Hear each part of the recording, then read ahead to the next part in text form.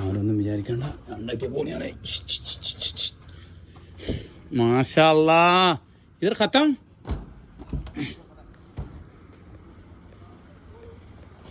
അപ്പോൾ എല്ലാ പണികളും ഇതാ കഴിച്ചു കേട്ടോ. മാഷാ അല്ലാ, കംപ്ലീറ്റ് പണികൾ. നാളെ കൽ 2 आदमी रुका नहीं जाएगा.